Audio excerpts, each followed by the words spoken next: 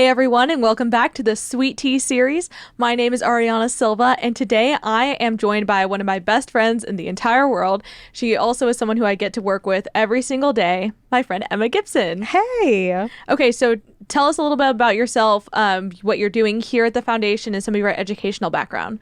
Yeah, so here at TPPF, I am the executive assistant for our CEO, Greg, and our executive director, Rob. Before this, I was back in California, I was at Cal State Fullerton. Okay, and where were you born and raised, though? Because you were there because you were already in California. Yeah, so I was born and raised in California. I was born in Orange, which is part of Orange County. And then I was raised in Temecula, which is kind of in between LA and San Diego. Right, and what we're going to be getting into today is Emma's journey from California to Texas, what some of the differences are value-wise, and why good policy is actually important and how bad policy can, sorry, no offense, destroy. Oh, absolutely. It destroyed it. So you said you were born in Temecula, or raised in Temecula, yeah, right? And so what were the values there of like the people who you were around? Yeah, so Temecula growing up was a really conservative, like little town. And I mean, growing up, like there weren't any problems. It was like all of my friends and family like loved America, loved the values, like family values. We all went to church. And I would say even back then, like parts of California seemed that way.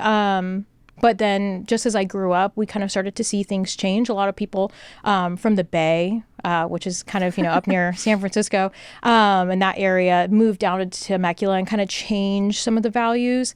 And just with the way that California went to, a lot of people were leaving. And so Temecula just became a little more blue as I grew up. So, well, actually first of all, just to get a geography idea of where Temecula is, will you kind of describe where it lands on California? Yeah, so how do I explain? So if you've ever heard of Riverside County, it's kind of in that area, but it is, I mean, I always say between LA and San Diego, right. Probably closer to San Diego, but it's much more inland.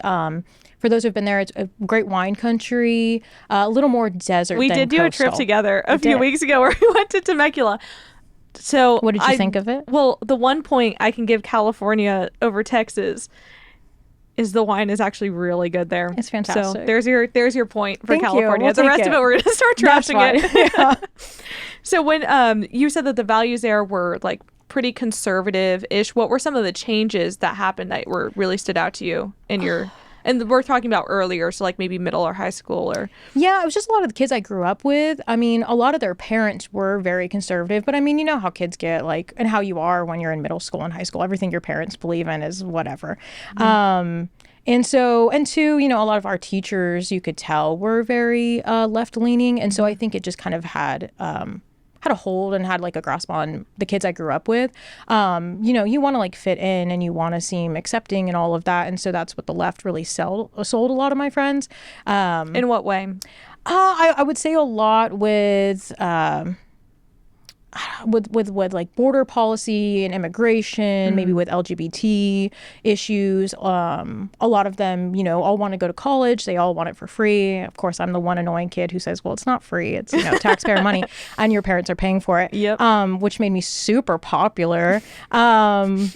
But yeah, so in that way, I think it was just a lot of the kids I grew up with. Their parents might have been more conservative, but they just made that switch. But the parents don't get it. Parents don't get it. They don't understand what it's like to be me. Like, I don't know, that kind of idea. But you, did Temecula stand out from the rest of California? Absolutely. I would say Temecula was probably one of those, what do they call it? Red bastions. It was like one of those leftover areas.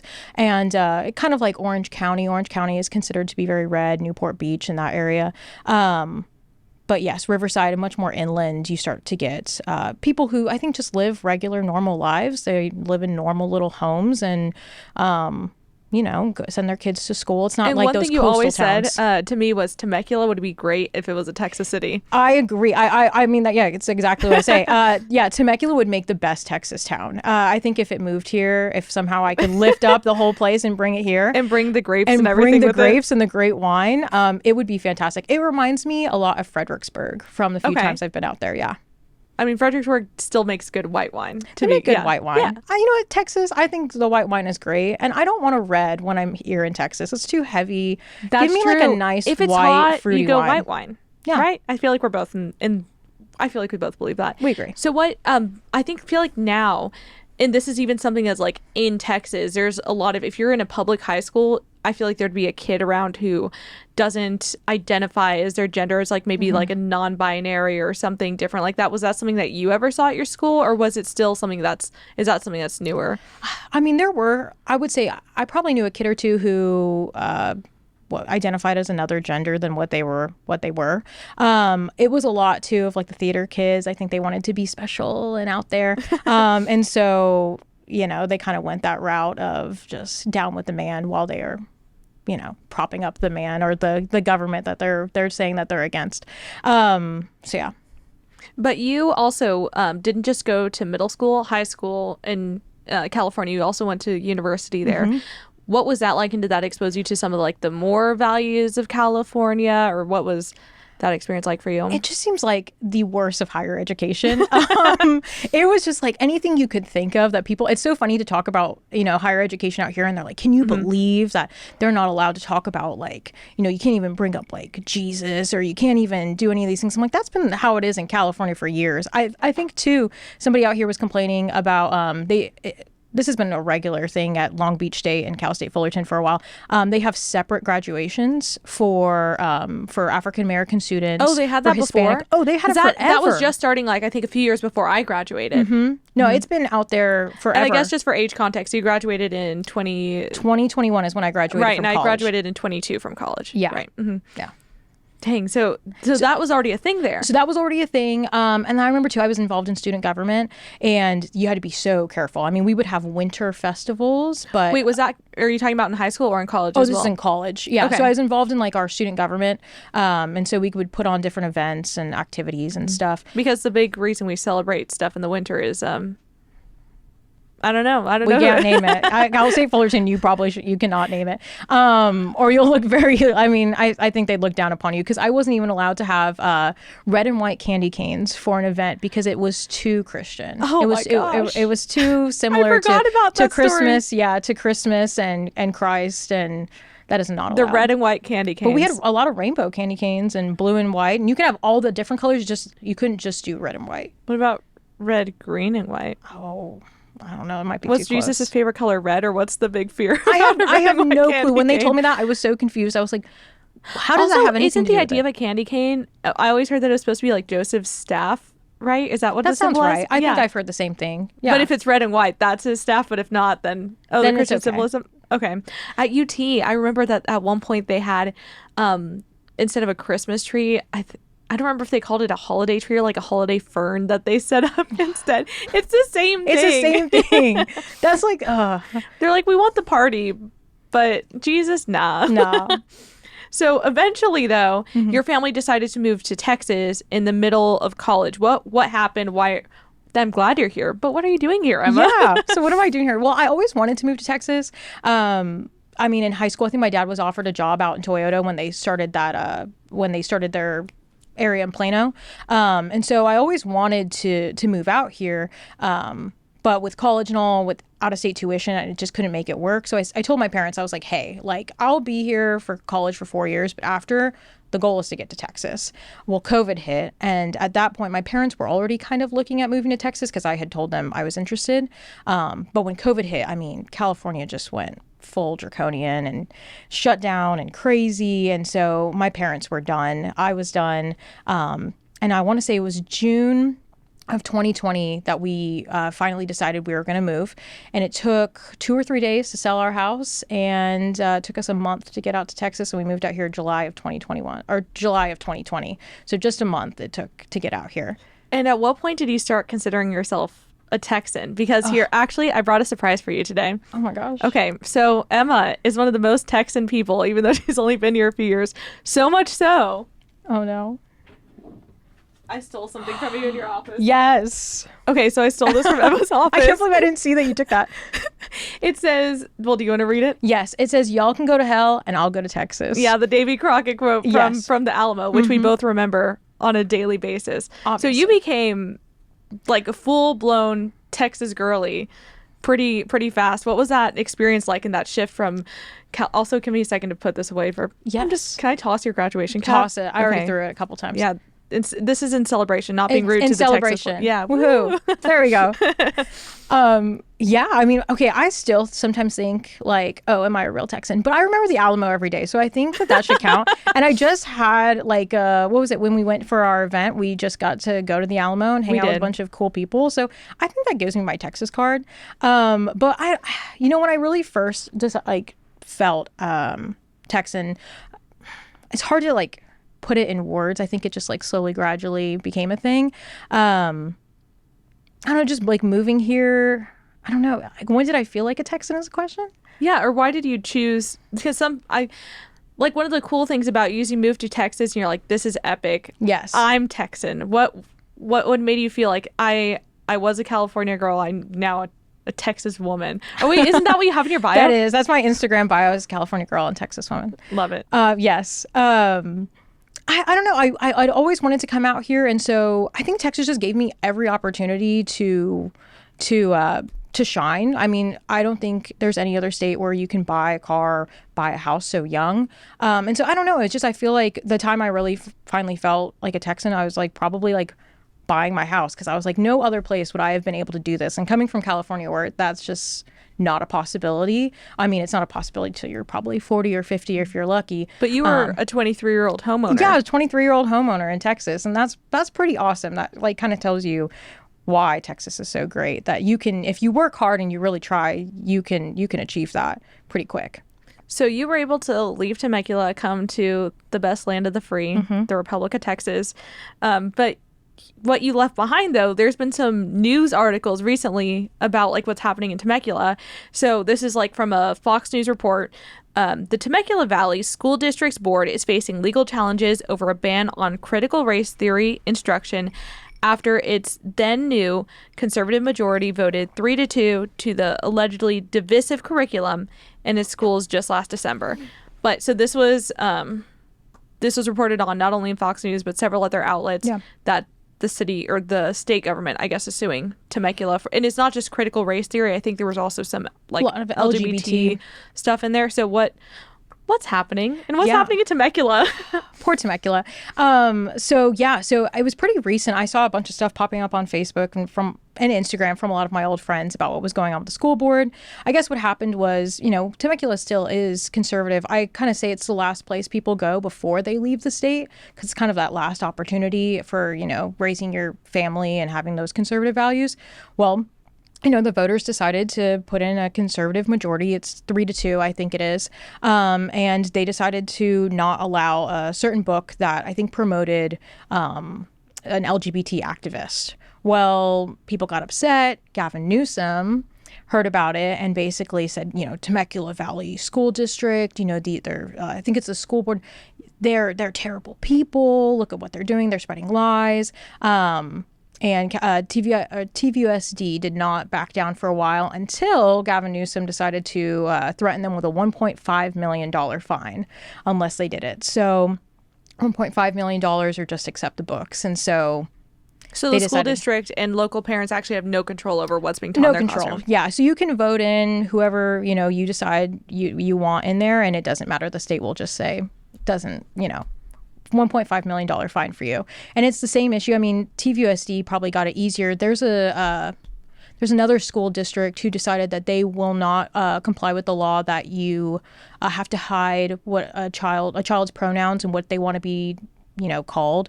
They won't hide that from parents. And so now the California state is suing them. The state is saying actually parents now that teachers do have to hide like children's gender identity from their parents if they'd be unaccepting, or what's happening? Yes. So the state wants teachers to hide whatever gender the children are identifying as from their parents. And if you don't, that sounds so healthy. So healthy, yeah. If you warn the parents and say, hey, Timmy over here is identifying as a girl, then you can get in trouble. Because of protecting the student. Because I don't know, they know better. The 6-year-old knows better about their gender identity and their mental health than their parent does. Well, I'm glad that you were able to escape and are now a refugee living here in Texas instead. Dang. So, what inspired you though? All this stuff is happening in California now. It sounds like it was pretty bad when you left with COVID. But you're now, even though you're working in policy now, that's not what you went directly into after college. So what was your journey like then? What happened to you after college? Yeah, so I mean, I graduated. I finished everything online because California schools stayed closed for a really long time. So finished everything online, graduated, and my first job that I got here in the state was with an electric car company. I won't name them, but they make some pretty cool cars. They make trucks, SUVs, and not Tesla, by the way. Not I just want to say it sounded like that for a second. It is not Tesla, but it is a competitor of theirs, and they have cars with cool stadium lights. So anyway, I started working for them. That was my first, big girl job out of university. And I think when I asked them, I was like, oh, well, this was back during COVID, obviously, at the height of everything and vaccinations and all. So I asked them, do you need a vaccination to work here? No, you don't have to have a vaccination. We're not requiring that. Cool. No worries. 2 months into the job, they said, actually, we changed our mind. You need to be vaccinated or we'll fire you. And so, I mean, hey, if you want to get vaccinated, that is totally your decision. But I just didn't feel comfortable doing that. So I said, well, all right, then I guess you guys can fire me. And the night that I was fired, I ended up going to a Lost Pines Republicans Women Club. It's the, local Republican women club out by me. And met a nice lady who worked for one of my favorite senators, Senator Cruz, who said, oh, well, that's a bummer about your job. Well, my job is hiring. And so gave me her card with Senator Cruz's name on it. And I applied the next day. And I think I started working there like 2 weeks later. Nice. So, yeah. So it was kind of a godsend. So, yeah, I started working there. And that's kind of what got me involved. Well, what made you want to get involved in your even local political community, or what was it that inspired you to want to create that sort of change? Of course, yeah. So obviously moving here, everybody talks about, these Californians they're gonna California my Texas, and I just would hate the idea of me, taking whatever I left to Texas. I wanted to make sure that Texas did not become California and did not become the place that, I had left, because I had seen all the policies that failed and all the people who maybe didn't stand up for California in the past, and I just couldn't imagine letting that happen to Texas. So that's why I decided to go to that meeting that night, and then decided to get involved in policy and in politics and all. That's fantastic. Yeah. But it's interesting, like, hearing about all these people who are moving to Texas and choosing to come to Texas. And the thing that I want your perspective on as an outsider is that it seems like a lot of people from other states are willing to move around the country, go to different places, but Texans are choose to stay here in Texas. Yeah. So this is an article from the Federal Reserve Bank of Dallas. They put out like a little article saying that based on a calculation measuring the share of people born in each state who still live there, Texas is the nation's stickiest state because the natives aren't leaving. So they also report that about 82% of native Texans continue living here, which I guess I never thought about because I'm always thinking about people moving in. I'm like, oh yeah, Texans are staying, and it's weird that other people leave where they're from. So what do you make of that? Why do you think people choose to stay here? Well, there's no good barbecue out of this state. No. That's a great answer. Yeah. And the Tex-Mex, I mean, I'll stay here for Chewy's. No, but I think Texas gives every opportunity for you to succeed. Like I said, the fact that I was able to buy a home out here at 23 and succeed. Yeah.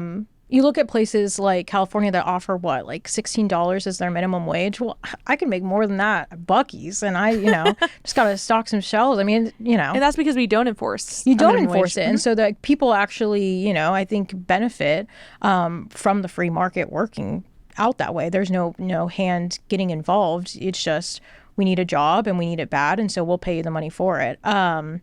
But no, I think Texas is a great place to be. I think it's beautiful. There's a lot of places, to go. It's got a lot of different types of cities and cultures, and there's concerts and so many things in that way. But also, yeah, you can stick here and get a good job and raise a family and buy a home and just kind of do all the things that, I don't know, I think your regular person wants to do as they grow up. So why would you need to go anywhere else? That's pretty. I mean, a pretty good point about the things that you have, but I think the values of the people here is also Absolutely. a huge thing. So one thing that's interesting, you lived in Temecula, which was still small. Was it still small town vibes? What do you say? I mean, I don't Or remember. small city, I guess. Yeah, I would say small city. I Right. mean, when I was a kid growing up, you kind of knew, like everybody kind of knew everybody. If you didn't know them, like You knew of them, you knew basically. of them exactly. Yeah. But the thing I wanted to compare that to is your parents right now live basically in the middle of nowhere, Yeah. but love it. But there's like a lot of that's like small town vibes, and so I Yes. wanted to know if you could tell us about that area and the culture and the people that you got to meet that way. Yeah, the community in Texas, I think, is amazing. I think the way that people take care of each other is awesome. And I mean, yeah, our little tiny town, everybody goes to the same church for the most part, and everybody kind of knows, who you are, or knows of your family if you mention the last name. And everybody just takes really good care of each other. I mean, and we've been welcomed with like such open arms from our church community and just our little town in general. I don't think you get that I never saw that in my part of California. People just really take good care of each other, and people really do care about manners and values and like just being a good neighbor. That's awesome. Yeah. The other thing, I guess, about the culture, if we keep contrasting stuff, is, and this is something that I noticed whenever we went to California. Let's talk about dancing and dating, California versus Texas. So, which one do you want to start with? Dancing, dating? What's the difference in Let's just get dating out of the way, because man, oh man, in California, oof, that's a rough place to try and date. I mean, I guess this is kind of combined. So I'm like obviously engaged right now. Well, I don't know if it's obvious. I don't know if I've showed it off on the show Showed off, before. bro. Yay!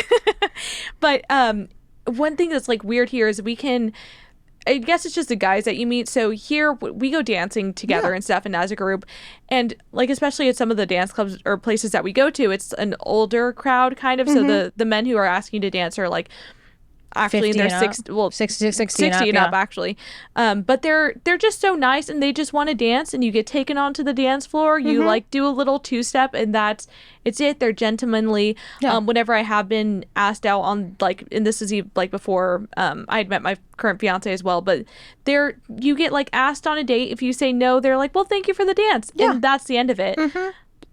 What do you want to compare that to California? No. Well, I mean, most of the guys out there, I feel like they don't ask you on a date. It's like, do you want to hang out? What does that mean? What does that mean? Like, is it a date or is it not a date? But yes, if you go to like certain areas, Stampede is a big spot. We went to Stampede when we were out there. Yeah, there are no manners whatsoever. It's just a little bit of mayhem with the guys out there. And I feel like you can find that anywhere, like those sorts of things, especially in bigger cities. But overall, I think I was only in California that one time, but have you encountered, as a generality, like real, like virtuous, like well-mannered men more here in Texas? Oh, absolutely. I mean, you get your few in California who are nice guys, but far and few between, whatever. The other way around. Oh gosh. Well, there's not many of them is what I'm trying to say. But in Texas, no, all the guys super polite and have manners. When we went two-stepping, I was a little nervous because maybe you go dancing and they ask you for your number, or they start acting weird, weird or something like that. But honestly, like, I haven't really found that. Everybody's really polite and has manners, and it was a culture shock a little bit at first. So yeah, you're like, wait, you're just being nice to me? You're just being nice to me, and I don't have to be worried? Oh my gosh. It is weird as well, like the way that now there's so many people moving to Texas, and like a lot of these California influencer types moving to Texas. So there's also been some other weird cultural things, like you're the one who actually told me about this. Yeah. The trend of the coastal cowgirl. Yeah. Oh, do you want to tell us about the trend and what it is? The coastal cowgirl. Okay, so I'm not a professional on it, but I see it all the time. And I don't know why. It was popping up on like Instagram and Pinterest of like how you can be a coastal cowgirl. So what is a coastal cowgirl? Yeah, so I explain it as Kenny Chesney straw hats and boots and I don't know, like t-shirts. It's like if you took but your it's not closet... just t-shirts. It's usually like those what are they called? Like it's like a beachy sort of. Yeah, like kind of like those beachy vibes where it's like a surf shirt, but like you're wearing a cowboy hat and boots. It's odd. It doesn't seem like it seems to me, like I told you my theory. It's that a lot of girls from Orange County, or the OC as we call it, moved to Dallas, and then we're like they got a pair of boots and they're like, well, I have these now. I guess I'll just work with it with my closet that I have from Orange County. And so they kind of just threw it together. I actually have a theory I haven't shared with you about this too.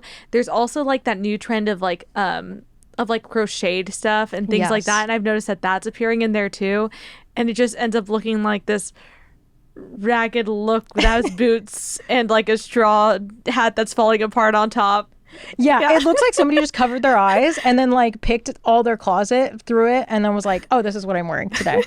Sorry to my coastal cowgirls out there, but I'm just not about it. I don't feel it. But it's always, what color boots are they wearing, Emma? White boots, which I'm so upset because we both love white boots. I think they're cute. They were cool. They were special. And now everyone wears them, and they're not actually Western people, and they're just wearing them out to like things that are not the. Yeah, they wear to their Morgan Wallen concert. That's it. I feel like that's fighting words for some people. Sorry. I don't think you are. I'm not. But I still want white boots, but I feel like they ruined white boots. Yeah, I feel like if I buy white boots, they're going to think I don't want to be basic. And I wasn't basic. They're basic. Yeah, how do I prove that I'm not basic? I just want the white boots because they look cute. Yeah. That's just why I got pink boots. Well, we did go shopping for your boots together. We did. Maybe we can find new white boots that don't look like... We'll figure it out. And all the white boots that they get, they're not real, actual Western boots, too. They're like those plasticky ones, yeah, right? off of like Amazon. Which I don't blame them because like nice white boots are kind of pricey. So I get it. But if you're going to do it, just commit. Yeah, if you're going to move to Texas. Yeah, if you're going to move to Texas. Yeah, get yourself some nice boots. Okay, are you ready for some like real controversial questions now? So you're from California. Mm-hmm. I'm from Texas. In-N-Out or Whataburger? Keep in mind, this is a Texas audience. And there can be ramifications in the comments. I know that I'm going to make people upset, but In-N-Out wins every single day. Why? I'm sorry. Okay, don't bring up French fries. Don't bring up French fries. Don't bring up French fries. No. That's a valid point. What goes with your burger? When I go to a burger spot, I want a burger. And With what, Emma? What comes in a combo with the burger? I don't know. Sometimes I just get myself a nice cheeseburger. Because they don't have any fries that are worth Their eating. fries are fantastic. No. Yeah, I'm sorry. I've seen them make their fries. My friends worked at In-N-Out. You literally they get a potato and they cut it and it goes straight into the oil. All I can say is potatoes. Potatoes are good. No, potatoes are one of the best things that has ever been created from the earth. And they found a way to ruin the potato. No, I'm sorry that you don't like fresh potatoes. Literally cut up and thrown in oil. I can make my own French fries at home that I make from a potato, and they taste better than the In-N-Out cardboard. Well, you know what? If you don't like them so much, you can get them animal style. You can put some cheese on them and Thousand Island sauce, and they taste fantastic. No, then I'm just ruining cheese with this cardboard that I have to eat it with. You're wrong. Okay. Well, can I just say for the Texans out there, I love P. Terry's. Actually, that was our compromise earlier. Yes, that was our compromise earlier. P. Terry's is fantastic. We went to P. Terry's earlier today, too. Yes, because I love them. And I will say that P. Terry's, I think, is the best of both worlds because their French fries are fantastic and their cheeseburgers are great. I think if you go cheeseburger to cheeseburger, P. Terry's is a good thing. It's still a Texas place. I think was it here in Austin that it was created too? Yeah, like Austin. Yeah. And their fries are very edible. Yeah. I actually like their fries because some people don't like the soft fries, but I like that you can like fold them in half. I love it that way. Yeah. Yeah. And their milkshakes are really good. And they do like their little monthly milkshake. I'm a giant P. Terry's fan. I love them.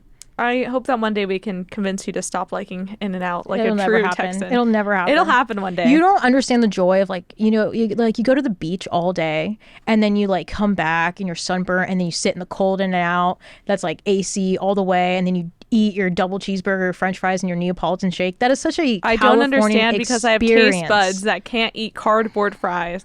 Okay, ready for another controversial question? I really felt that last one strongly. Let's continue. Well, this one I don't think we've had a resolution for. The last one we have. Breakfast taco, breakfast burrito. Tell me why you're wrong and think the breakfast burrito is better. Breakfast burritos are fantastic. What's in a breakfast burrito? So it depends, but typically, if it's a good California burrito, it's gonna have French fries in it because it has to.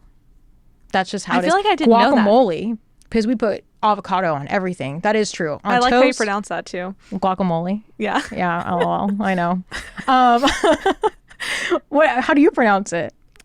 This is a bad thing because I was raised like in a very Hispanic area and then I've combined this with this anglicized Austin accent and it really just comes out differently every time. Oh my gosh, I'm on the spot. Oh, you're going to overthink it? Guacamole. Wait, no. Dang it. Emma, it was like a mumble. It was a mumble. Guacamole. Okay. If I'm saying it in a more Hispanic way. Yeah. No, that's fine. Well, anyway, Now I'm red, and this is whatever your fault, that Emma. is, whatever that is, it's green in your stuff. breakfast burrito, and you put like French fries in there, and egg and bacon. Honestly, it can be anything. Just think of anything that's good and throw it into that tortilla, and it has What to kind be of giant. tortilla is it? Just like a basic, like, Is it like flour? Yeah, it's Okay. just a basic flour tortilla. But it should at least weigh like 5 pounds. Oh, so Like, it's like typically stuffed. they're large. So your like, whole breakfast is in this giant is burrito. in this thing. Like, it is an entire meal wrapped in a tortilla. And is it ever simple, like a few ingredients, or is it usually like you're going to try to stuff as many ingredients as you can into it? I think it can be simple. It depends. Like, I think people have their own way, but normally it's like egg, bacon, yeah, some sort of like potato. But French fry with Yeah, okay. you can do French fries. You can do. I've seen it with hash browns. Yeah, it's good. There's so in breakfast tacos, and this depends on where you're going to be in Texas, but in I never liked it, but well, actually potato and egg tacos are pretty good. So there are like potatoes that can go into tacos, but I've noticed that you'll usually stick to a few ingredients versus doing like just trying to shove your whole kitchen inside of a tortilla. It's fantastic. There was a place near me, near my school. I think it's El Pepe or something like that, where their burritos were like the size of a newborn baby. They were giant and they're awesome. They were so great. It was breakfast, lunch, and maybe So there dinner. were places that had some like pretty big tacos where I was from, but I really like. I'm a barbacoa fan, and I just want my small little barbacoa taco. It's so savory, it's so good, and since I usually don't eat egg, it's a good go-to. I do like breakfast tacos. I won't lie. Like a good like chorizo and egg. That is awesome. So they're still good. It's just for you, it's unmatched to the California breakfast burrito. They're still fantastic. I love a good breakfast taco. But yeah, not the same. I'm wondering if we just need to try a better place together. That could be. I'll take you to the valley. We'll try some like real right by the border breakfast tacos. That sounds good. You know what I do miss? What? I love Tex-Mex. I really do. But carne asada fries. And yes, carne asada. Carne asada fries. Have you ever had that? I have not. I've had carne asada, but I've never had it on fries. It's just French fries. I think I see a theme. We're really into French fries in California, maybe. But it's French fries. You put like I sour like French cream. fries as long as they're not from In-N-Out. Don't even get me started again. It's French fries, like sour cream, guacamole, and then like carne asada on top and cheese. That actually sounds like it tastes really good. It's amazing. It's terrible for you, but it's so good. It's so good. So with this conversation, one of the things that I appreciate about you is how bold you are, even on these like teeny tiny opinions that you have. But this sort of energy is not just in those smaller things. You've been very upfront about your conservative values, even in high school and in college. So I want to talk to you a little bit about your experience with that. What is it that, if there was someone who's a high school student now, they're like find themselves in a very liberal school district, what sort of encouragement would you give them to be bold and open about their opinions? Yeah. I mean, it is hard being bold and being out there about your opinions, especially in such a like leftist environment.